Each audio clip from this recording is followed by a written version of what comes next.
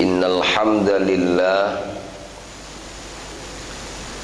nahmaduhu wa nasta'inuhu wa nastaghfiruhu wa nastahdihi wa natubu ilaihi wa natawakkalu alaihi wa na'udzu billahi min syururi anfusina wa min sayyiati a'malina may yahdillahu fala mudhillalah wa may yudlil fala hadiyalah. Allahumma salli wa sallim wa barik ala sayyidina wa habibina wa syafi'ina wa maulana Muhammad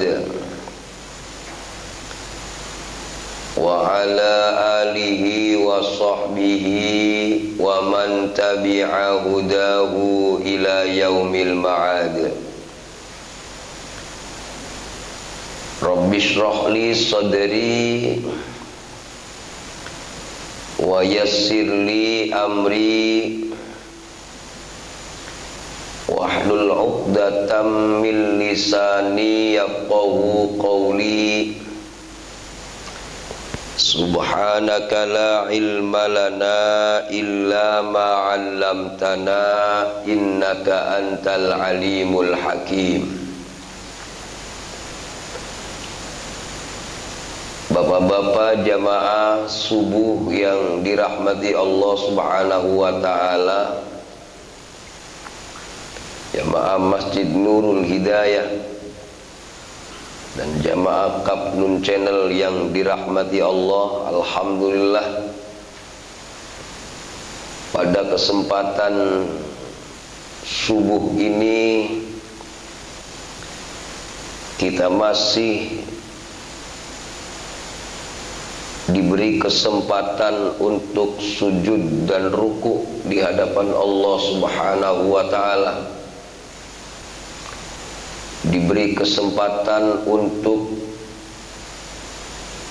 kajian sebelum sarapan. Jadi ini kajian nunggu sarapan saja sebenarnya. Sebelum jasmani kita isi rohani dulu, biar lapar maksudnya. Mudah-mudahan walaupun kita ini dihadirkan Allah Subhanahu wa taala, kehadiran ini bukan semata-mata kebaikan kita. Walaupun langkah kaki kita ke tempat ini merupakan anugerah dari Allah Subhanahu wa taala. Walaupun seperti itu, alangkah baiknya kita bersyukur kepada Allah Subhanahu wa taala, karena pergerakan badan itu pada intinya adalah merupakan proses dari pergerakan batin. Tidak mungkin badan ini akan digerakkan Allah sebelum batin itu digerakkan Allah terlebih dahulu. Batin kita dibangunkan Allah Subhanahu wa taala. Kalau dalam pepatahnya Imamul Ghazali, dalam ungkapan Imamul Ghazali dalam sebuah kitab Kimia Us-Sa'adah, tidak ada satu makhluk, tidak ada sesuatu pun yang mampu mempengaruhi hati kita. Tidak ada yang mampu masuk di ranahnya ruhani kecuali dialah Allah Subhanahu wa ta'ala. Artinya sujudnya kita, taklimnya kita subuh ini, andaikan kita mau sedikit tawadhu kepada Allah, andaikan kita mau sedikit merenung kekuasaan Allah Subhanahu wa taala, inilah bukti nyata Allah Subhanahu wa taala Latifun Khabir. Allah sangat memperhatikan hal-hal terkecil yang ada dalam diri kita. Bahkan sampai rasa pun Allah perhatikan kita. Bukan sekedar hal-hal fisik, tapi hal-hal ruhani pun sebenarnya sangat-sangat dibimbing, sangat membutuhkan Allah Subhanahu wa taala. Mudah-mudahan kalimat alhamdulillah yang kita ucapkan Allah suka kepada kita. Sehingga kalau Allah sudah suka, dalam Al-Quran Allah katakan innama amruhu idza arada syai'an ayyaqula lahu kun fayakun. Ketika Allah sudah berkehendak, maka Allah tinggal mengatakan kun, jadilah. Saya teringat dengan satu hadis Rasulullah ketika Rasulullah menerangkan masalah sholat Isya dan subuh berjamaah. Rasulullah ketika menerangkan sholat Isya, siapa orangnya yang melaksanakan sholat Isya berjamaah, maka dia bagaikan orang yang setengah malamnya beribadah kepada Allah. Dan ketika menerangkan sholat subuh berjamaah, maka dia digolongkan kepada orang yang dari mulai maghrib sampai subuh sholat. Luar biasa itu. Pertanyaannya, kenapa demikian? Karena orang-orang yang hadir, orang-orang yang dihadirkan Allah Subhanahu wa ta'ala untuk melaksanakan sholat Isya dan subuh berjamaah, itulah orang-orang yang punya malu kepada Allah. Ketika orang punya malu kepada Allah, inilah bukti nyata dia itu punya iman. Al-haya'u minal iman. Makanya kata Rasulullah, kalau mereka punya malu, hadirnya mereka sholat berjamaah di masjid, walaupun sambil merangkak akan dijalaninya. Nah, ini dia nih yang saya suka. Ketika Rasul menjelaskan hadis ini, ada hadis yang unik dalam kitabnya Imam Ibnu Majid. Takutlah kalian kepada orang-orang yang selalu berdoa dalam kondisi digelapin. Ini Isya gelap, subuh gelap. Mereka ini orang yang doanya mustajab. Kenapa? Karena sulit untuk menjadi orang-orang yang tulus kepada Allah, yang bisa melaksanakan sholat Isya dan subuh berjamaah, kecuali mereka yang hatinya diutik rasa malu di hadapan Allah SWT. Makanya dalam kesempatan subuh ini, mari ya sambil dengerin ngaji, walaupun materinya nggak tahu kita akan dikasih ilmu atau tidak sama Allah, betul nggak? Tapi yang pasti sambil kita ngaji, doa apa yang banyak, mudah-mudahan doanya mustajab. Amin ya robbal alamin. Karena kita kondisi gelap ini, Bapak kalau pulang masih gelap ini, makanya nggak usah pulang dulu, nunggu sarapan biar terang bagusnya.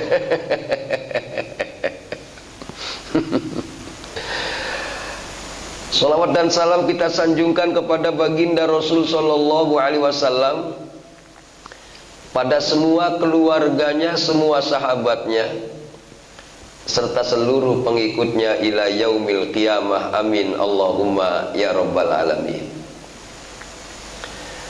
Bapak-bapak hadirin jamaah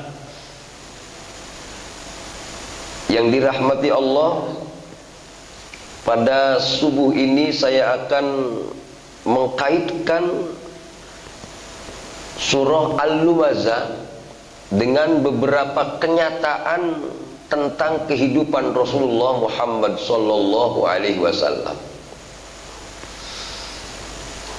Sebelum saya jelaskan al-lumazah. Al-lumazah itu artinya pengumpat, pencaci, maaf. Humazah, pengumpat. Lumazah, pencela, mencaci. Saya membaca muqaddimahnya surat ini, wailul likulli humazatil lumazah. Celaka bagi orang yang pengumpat. Pengumpat itu ngomongin orang di belakang, ya, atau yang dikenal dengan ghibah. Ghibah itu suka membuka aib sesama. Kalau dalam lagunya Roma Irama itu, kesana kemari kau cerita keburukannya. Apa itu? Semut yang di seberang lautan jelas kelihatan, tapi gajah di pelupuk mata tiada kelihatan. Keterlaluan.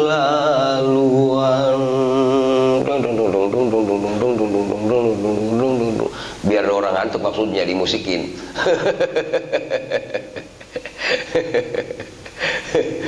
Subhanallah. Pengumpat itu humazah, pencela. Lumazah artinya pencela itu orang yang ngomong jahat di depannya, kalau humazah di belakang. Yang saya bikin merindingnya surah ini, yang dicaci, yang diumpat itu Rasul. Pertanyaannya, kenapa Rasul dicaci? Ada pernyataan dari seorang orientalis yang produktif menulis tentang Rasulullah, diantaranya Life of Muhammad. Itu Montgomery Ward. Waktu zaman saya S2 dulu, saya seneng banget baca bukunya Montgomery Ward. Di antara bukunya Introduction of the Quran. Masih hafal banget itu bukunya. Kenapa Muhammad itu banyak dicaci orang? Kalau orang orientalis bilangnya, dialah satu-satunya manusia yang pertama ditulis biografinya, satu-satunya manusia yang pertama kali ditulis biodatanya. Saya penasaran tuh, dari bukunya Montgomery Ward saya buka penulisan pertama tentang sejarah. Kenapa saya katakan penulisan pertama dalam sejarah? Jadi sebelum adanya Islam, orang berbicara keturunan, bapak saya, kakek saya, uak saya, mamang saya, ada encang, ada encing, itu diceritakan melalui berita langsung. Bapak saya dulu begini, begini, begini. Kakek saya dulu begini, begini. Untuk menjadikan keluarga kita ini terhormat, diceritakan melalui oral. Apa ya? Cerita langsung. Belum dalam bentuk tulisan. Makanya jangan aneh kalau berita habaib diantaranya tidak ada dalam tulisan. Ya, memang tradisi sebelum adanya Islam, yang namanya berbicara kemuliaan keturunan, itu baru berbicara sifatnya speak saja, dari generasi ke generasi, gitu. Nah, mulai munculnya tulisan berbicara sejarah, orang yang pertama kali diceritakan dalam sejarah sebelum ditulisnya Islam, Masya Allah, itu adalah baginda Rasul Sallallahu Alaihi Wasallam. Luar biasa itu. Nah, orang yang pertama kali menulis tentang Rasulullah itu adalah Imam Ibnu Ishaq, seorang pakar hadis. Cuman Imam Ibnu Ishaq tidak menulis Nggak tahu sampai saat ini dicari datanya mana tulisan Imam Ibnu Ishaq itu nggak ada. Kebetulan Imam Ibnu Ishaq digurui oleh Imam Ibnu Hisham. Makanya kalau kita belajar sejarah, kita kenal dengan Sirah Ibnu Hisham. Punya Sirah 5 jilid. Dalam kitabnya Imam Ibnu Hisham itu mengatakan tidak ada manusia yang ditulis namanya, yang ditulis sejarahnya, yang ditulis datanya kecuali beliaulah baginda Rasul Muhammad sallallahu alaihi wasallam. Mulai muncul penulisan tentang sirah Nabi pada abad ketiga Hijriah, kemudian pada abad ke-12 Hijriah sudah muncul kisah-kisah Rasulullah bentuk syair-syair. Dan selanjutnya kisah Rasulullah ini sudah dipublikasikan menggunakan bahasa selain bahasa Arab. Makanya jangan aneh pada abad ke-12 muncul orang-orang orientalis marak nulis tentang Rasulullah. Ada yang maki-maki, ada yang menghujat, ada yang mengatakan ikut Nabi kok bodoh, Nabi itu ummi dan lain-lain, ya kan? Bahkan ada yang mereka senang dengan Rasul, termasuk tadi Montgomery Ward, termasuk siapa Hart yang menulis The 100, ya 100 orang dunia yang terbaik itu adalah Muhammad sallallahu alaihi wasallam. Kata Hart dalam bukunya, kenapa Muhammad dikatakan orang terbaik? Ini yang unik, dialah manusia yang meninggalkan peradaban yang sangat cepat di dunia. Bisa dibayangkan pada abad ke-12 Hijriah Islam menyebar, bahkan penulisan tentang Rasul dalam seluruh bahasa dunia sudah menyebar di abad ke-12 gitu. Ini uniknya Rasulullah. Artinya dari sini hadirin, kalau saya memahaminya, saya setuju dengan bahasa Gus Baha. Kalau kita hidup belum ada yang benci kita, belum ada yang maki-maki kita, belum ada yang ngomongin jelek tentang kita, berarti kita belum hidup. Berarti kita belum berhasil. Kata Montgomery Ward, keberhasilan Muhammad adalah dialah orang yang paling banyak dicaci, dialah orang yang paling banyak dihujat, dialah orang yang paling banyak diomongin kejelekannya. Padahal maaf, tidak ada mencari kejelekan Rasul. Tidak mungkin dapat kelemahan Rasul.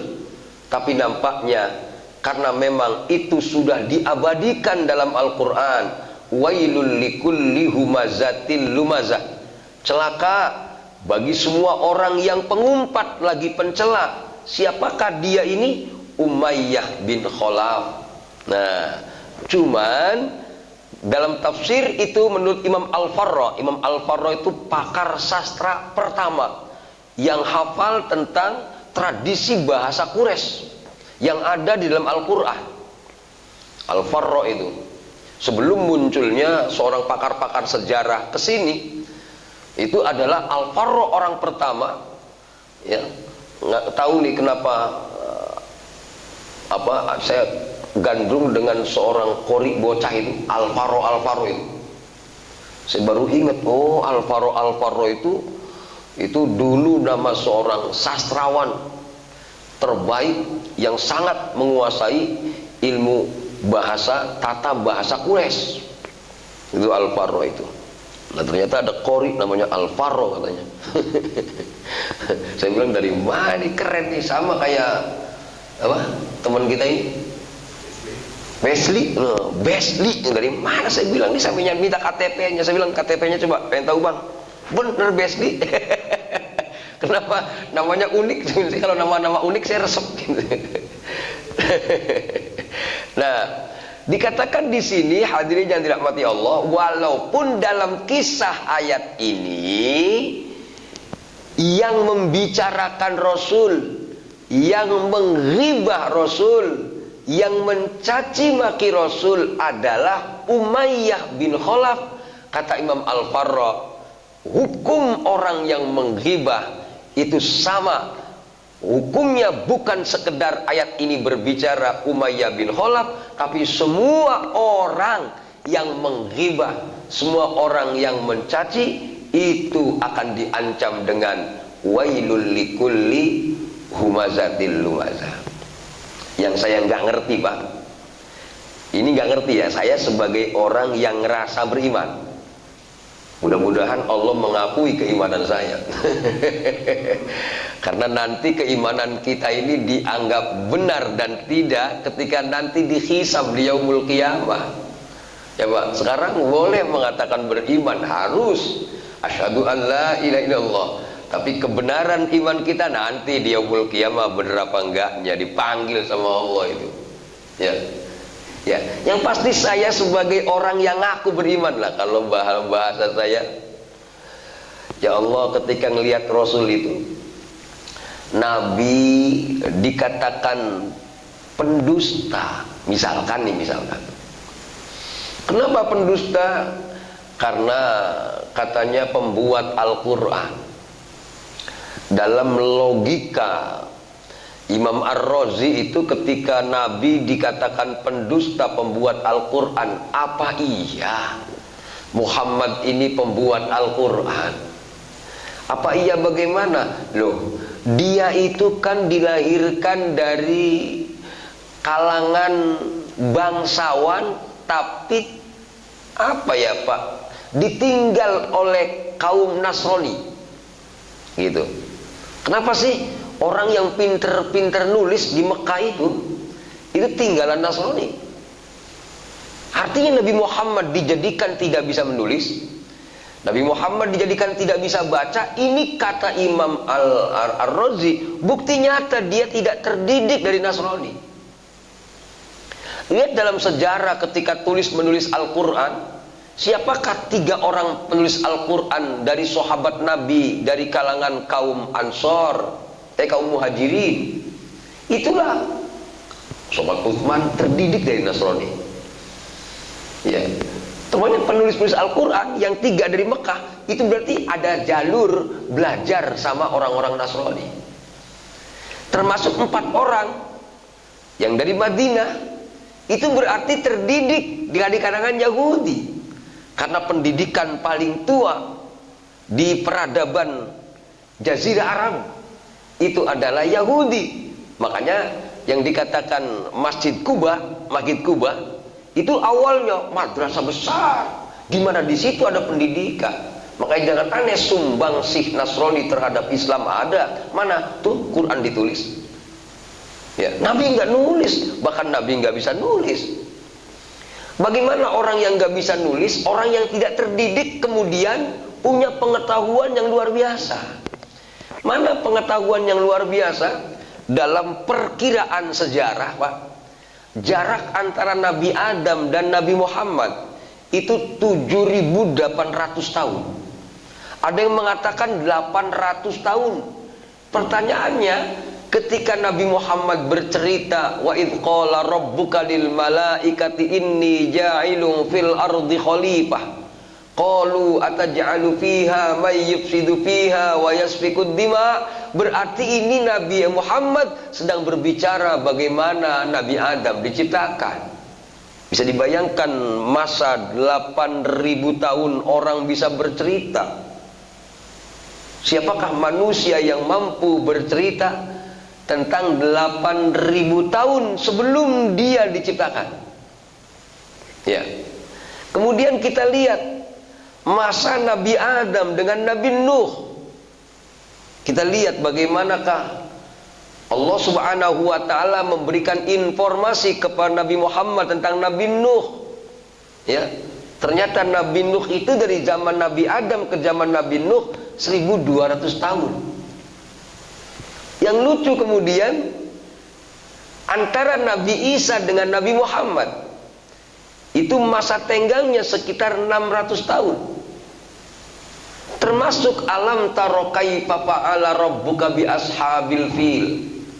Terjadi pasukan bergajah yang menyerang Ka'bah.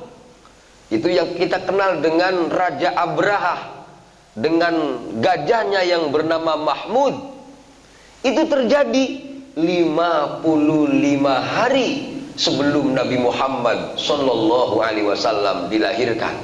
Makanya kelahiran Nabi Muhammad dikenal dengan tahun gajah. Apakah iya ada orang yang 55 hari belum lahir, dia bisa bercerita tentang kejadian 55 hari sebelum kelahirannya?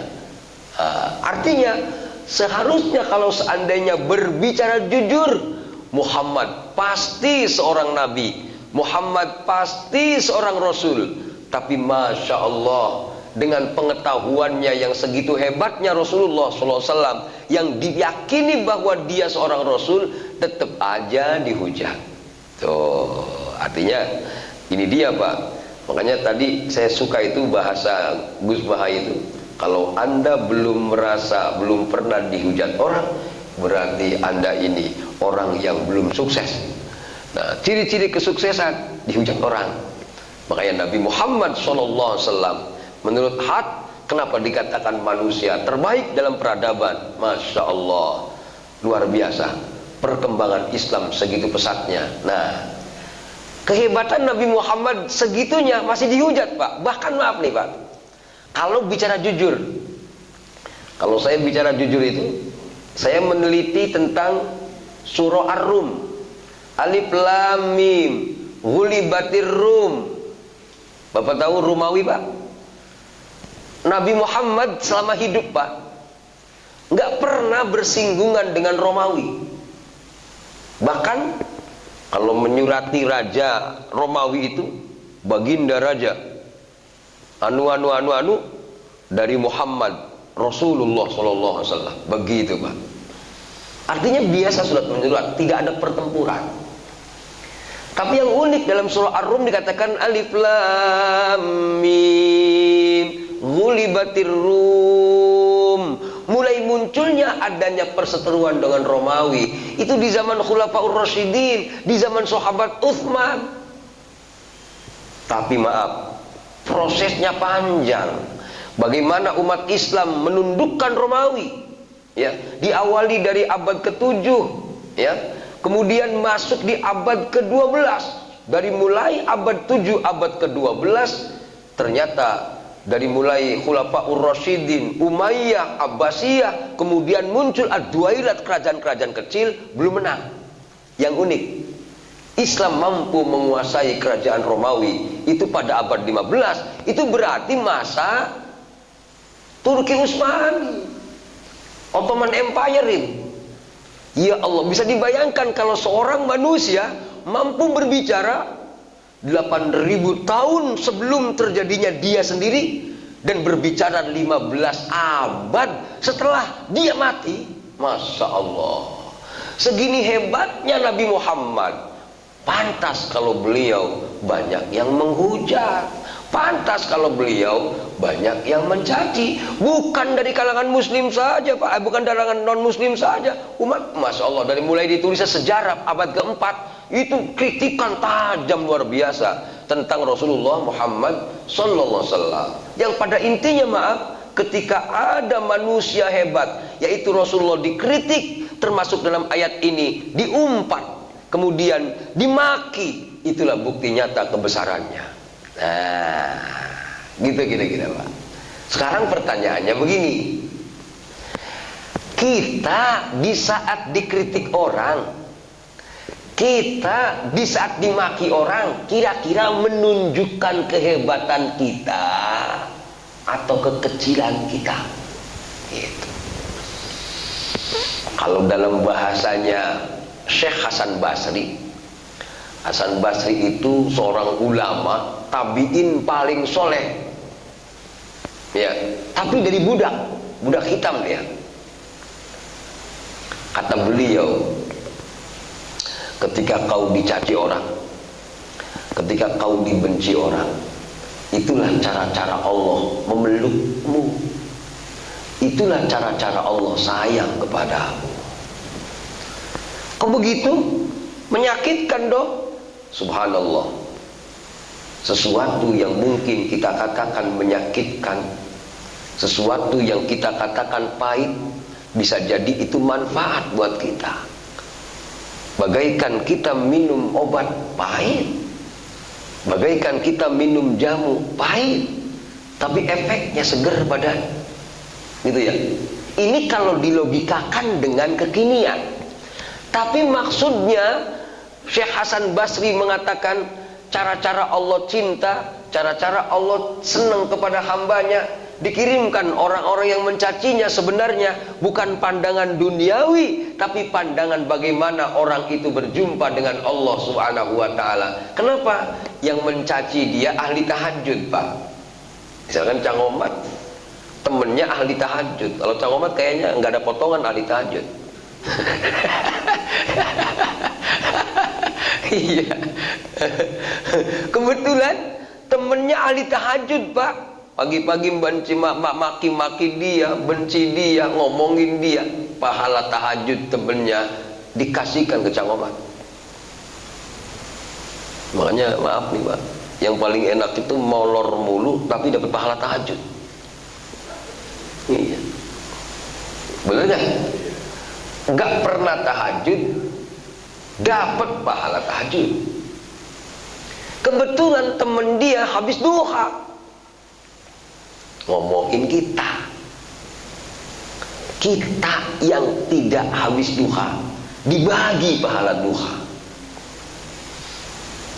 Kadang-kadang kalau diomongin temen yang ahli ke masjid, masjidnya doang, ngomongin orang mah jalan terus, jangan diomongin. Alhamdulillah pahala tahajud saya ada, ternyata pahala duha saya. Dia kan rajin tuh ke masjid, berarti pahala masjid dia datang ke saya. Makanya mungkin teman-teman yang belum ke masjid, mungkin yang sering kena omongan ini diomongin sama yang lain. Subhanallah. Makanya Syekh Hasan Basri, hadirin, ketika ada orang yang ngomongin dia, artinya ngomongin dari belakang, ya, ketika ada orang yang menghujat dia, beliau pulang ke rumah, masak, kemudian dia mengirimkan masakan ke orang yang sudah menggunjingnya, yang sudah memakinya, dianterin tuh. Pak, ini ucapan terima kasih saya. Loh Tuhan, kenapa kau ucapkan terima kasih kepadaku? Perbuatan baik saya apa? Anda baik banget sama saya, ngomongin saya. Berarti Anda sama saja membagi amalan kepada saya, membagi pahala sama saya. Ada yang nanya kemudian, lah kalau dia punya pahala kalau dosa mulu. Kalau seandainya memang yang ngomongin kita dosa mulu, maka dosa kita dibagi untuk dia. Kita pulang menghadap Allah di yaumul qiyamah, tinggal pahalanya doang, dosanya hilang, langsung masuk surga. Kira-kira enakan dicaci apa enakan orang dicaci? Bapak pilih dah. Cang, Pak, enakan dicaci apa enakan orang dicaci? Bener nih. Kayaknya kok jawabannya ketakutan nih.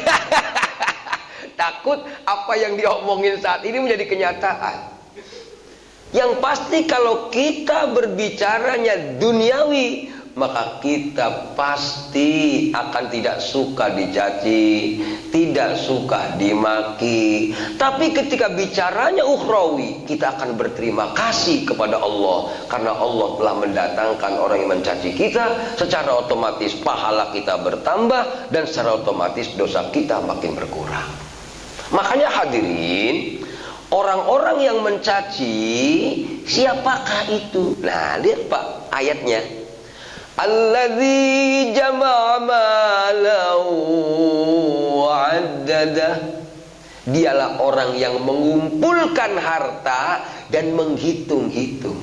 Maksudnya apa sih orang yang mengumpulkan harta itu? Maaf, merekalah orang yang berbangga-bangga dengan harta. Dalam ayat, dalam kalimat yang lain, wal banun, bukan sekedar harta di sini. Berbangga-bangga dengan anak, berbangga-bangga dengan zinatul hayatid dunia, perhiasan dunia. Bahkan yang serem itu, berbangga-bangga dengan majelis. Lebih gede majelis kita belas orang, paling berapa orang yang hadir? Subhanallah, luar biasa nih. Alladzi jama'a malan, malan di sini simbol, Pak.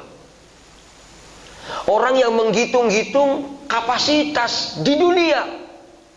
Nah, ngaji kitabnya kecil-kecil begitu. Baca hadis juga, baca hadis yang pendek-pendek. Kita dong baca Bukhari, baca Muslim, dia ujung-ujungnya membesarkan kitab yang dia baca. Orang yang membesarkan kapasitas dirinya di hadapan orang lain, itu bukti nyata dia itu orang-orang yang merendahkan orang lain. Itu yang dikatakan alladzi jama'a malau wa'addada, seolah-olah ketika kajian dia tidak menarik, seolah-olah ketika bedahan kitab dia tidak wah, seperti merengket, ngerti merengket, Pak? Kalah pamor. Jadi harus wah. Luar biasa. Masya Allah. Sehingga antara majlis yang satu, jamaah yang satu dengan yang lain saling mencemooh. Ya. Nih Pak, sama saja dengan tadi wailul likulli humazatil lumazah. RT yang sini bikin acara 17, RT yang sini juga bikin. Itu kalau di sono kata RT yang sebelah sini 17 sih acaranya gitu-gitu mulu. Kita dong ya membanggakan antara kegiatan saja, termasuk jamaah malau wa'addada. Seolah-olah ketika tidak wah dengan acara, tidak menarik, tidak bagus, seperti habis kehidupan kita. Hampir mirip dengan orang yang zaman dulu ketika dikatakan dalam ayat ini yahsabu anna malahu akhladah. Dia menyangka bahwa hartanya bikin dia kekal. Gitu ya. Seolah-olah kalau ada harta masih mampu bermimpi hidup 1000 tahun yang akan datang. Tapi roman-romannya begitu seret sedikit berjeki, mampus gua. Boro-boro berpikir 1000 tahun, nggak tahu sampai besok juga masih ada umur apa orang ya. Ya, kalau orang-orang Yahudi, Pak, saking kerennya dia ngaku hebat, dia berharap 1000 tahun ke depan masih hidup. Kalau tetangga kita lantaran orang dompet orang ada isinya, roman-romannya seperti besok juga nggak tahu ada umur apa orang.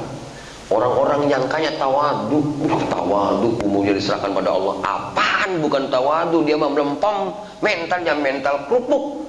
Ketika dihimpit, ketika diuji dengan yang kecil saja, seolah-olah masuk besok pasti akan mati. Bukan keimanan itu, frustasi. Boleh dikatakan hidup segan, mati pun tak mau. Padahal maaf, sehebat apapun karya kita, sehebat apapun dunia kita, sehebat apapun anak kita, sehebat apapun kreativitas kita, dan sehebat apapun keilmuan kita, yang menjamin kita masuk surga, yang menjamin kita ini akan bahagia setelah kematian kita, bukan harta kita, bukan ilmu kita, bukan kreativitas kita, tapi amal soleh kita.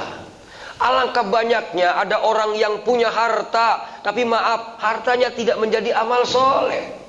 Alangkah banyaknya orang yang punya ilmu, tapi ilmunya tidak termasuk amal soleh. Masya Allah, luar biasa.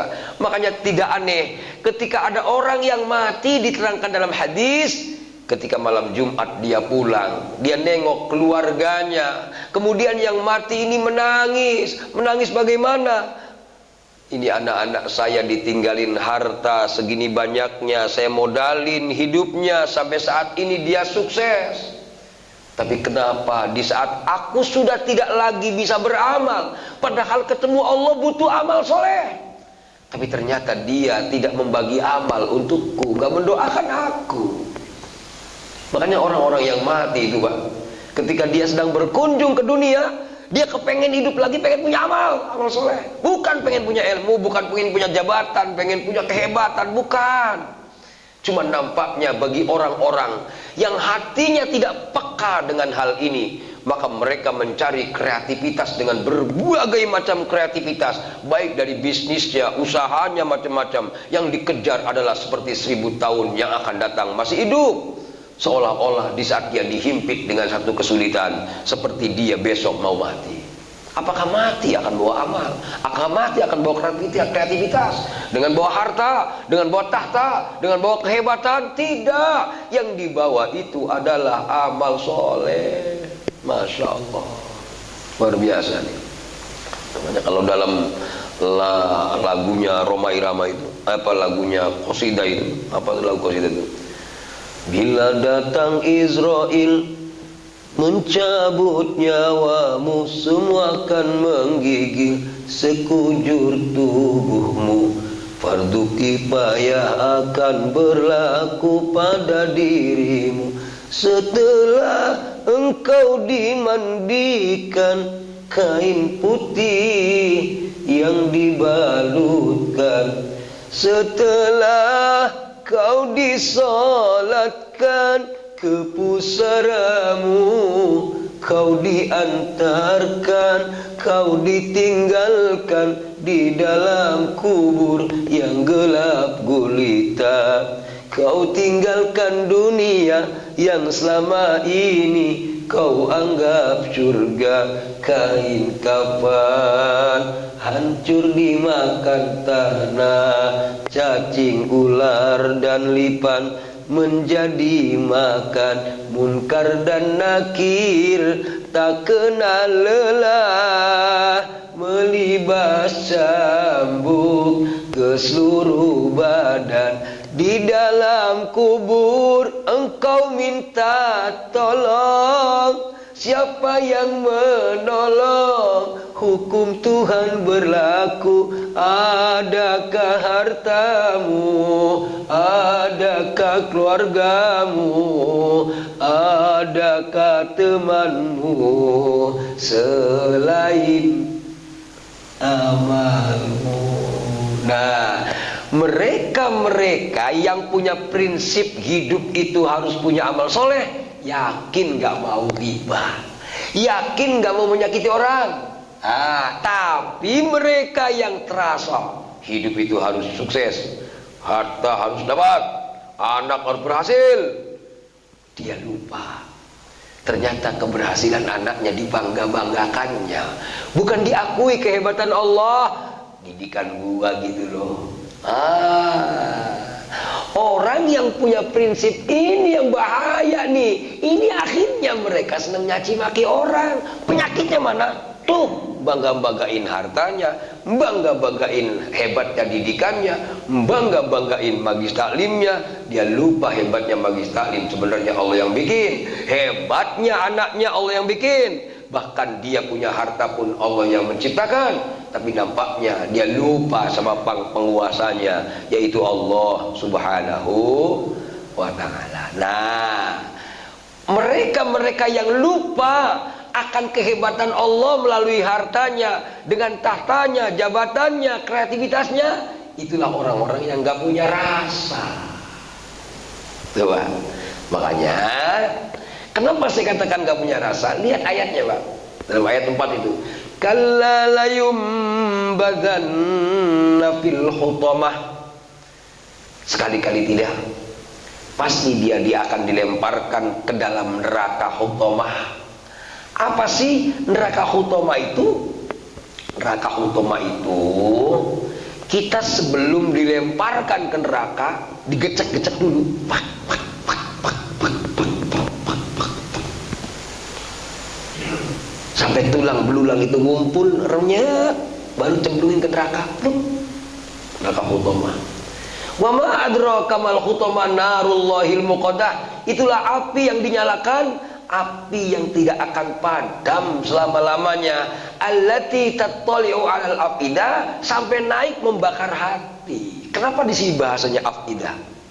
Kenapa dia sambil ayat ini mengatakan sambil membakar hati? Karena orang yang senengin ngomongin orang, Pak, nggak punya rasa. Makanya tadi dikatakan giliran gajah di pelupuk mata tidak pernah kelihatan, tapi maaf, semut di seberang lautan kelihatan. Makanya itu lagunya Roma itu, janganlah kau sibuk mencari kelemahan orang. Kalau orang sibuk mencari kelemahan orang, berarti dia nggak punya rasa bagaimana kelemahan dirinya. Ya, ya Pak. Kelemahan orang tahu dia.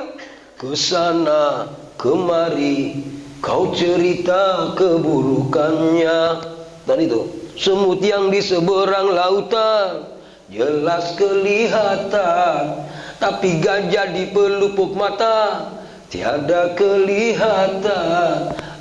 Keterlaluan, gak cerdas rasanya. Kenapa ada orang yang rasanya gak cerdas? Karena dia terlampau membangga-banggakan apa yang Allah berikan untuk dia jadikan nunduk kepada Allah. Gak nunduk sama Allah. Kecerdasannya tidak menjadi amal, keilmuannya menjadi kesombongan.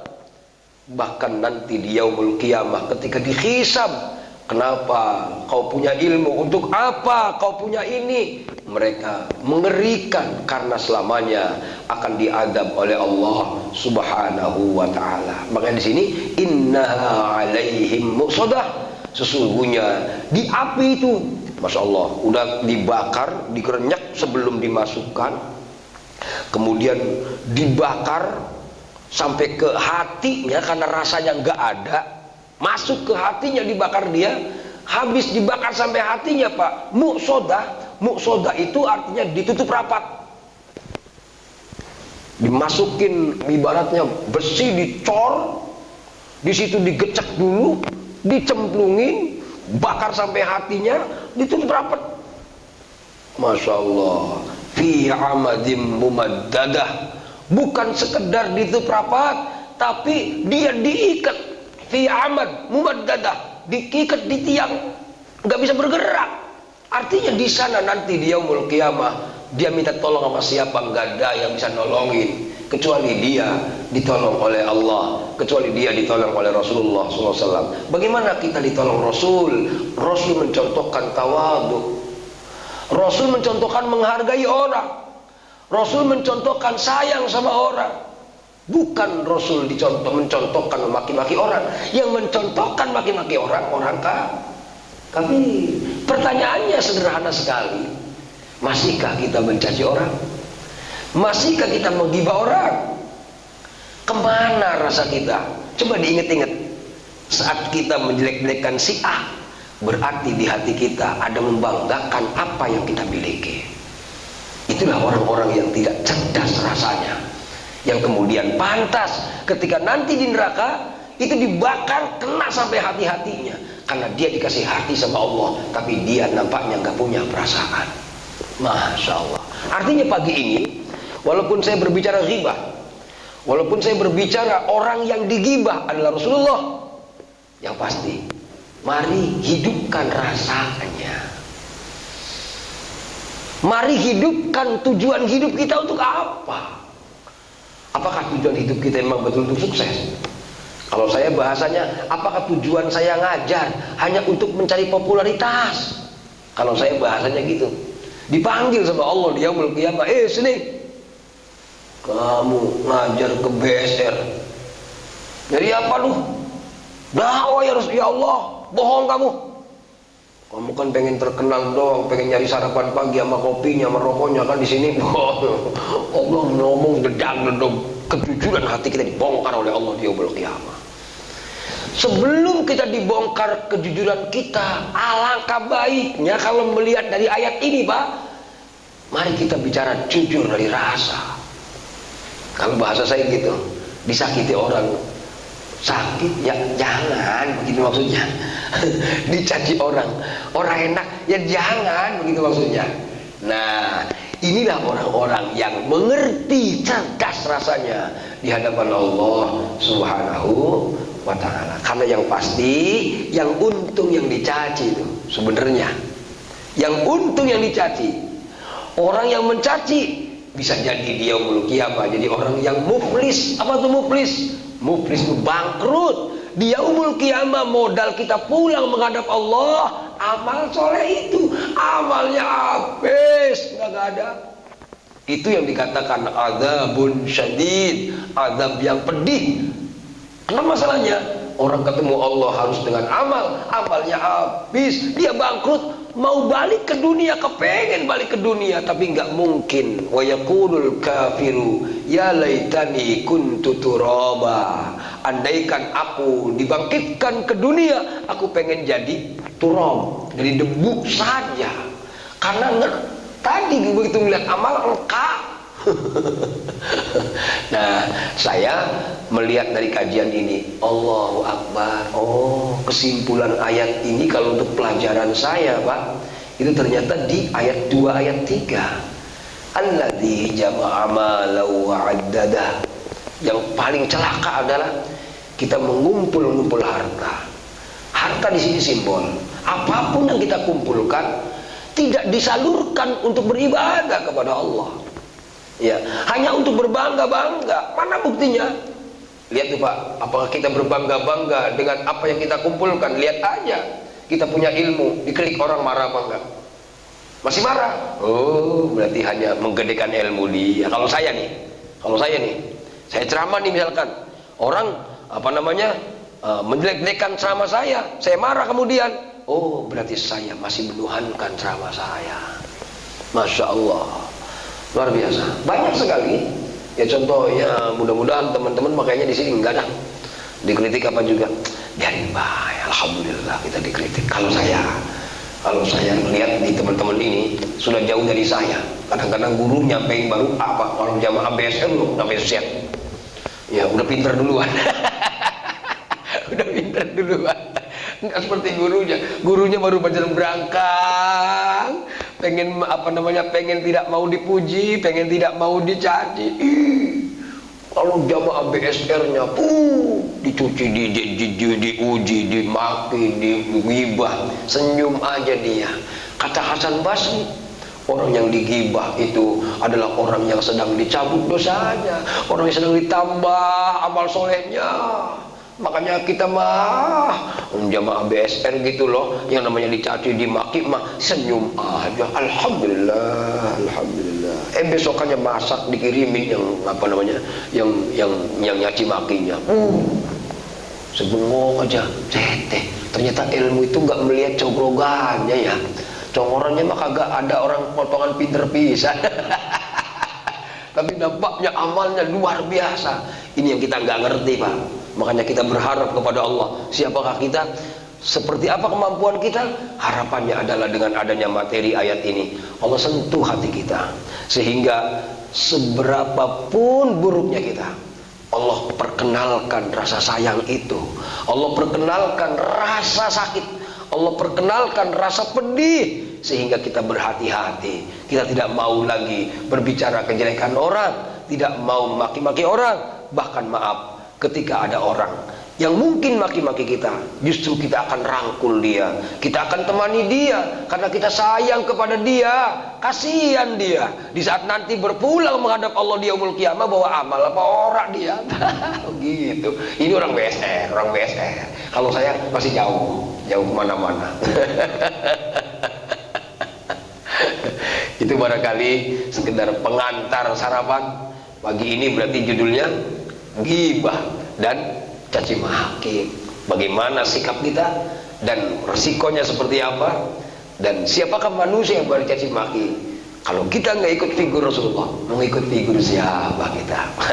Baik, itu saja. Kurang lebih mohon maaf. Kita akhiri dengan kafaratul majlis. Subhanakallahumma wa bihamdika asyhadu an la ilaha illa anta astaghfiruka wa atubu ilaik. Wa billahi taufiq wal hidayah. Wassalamualaikum warahmatullahi wabarakatuh.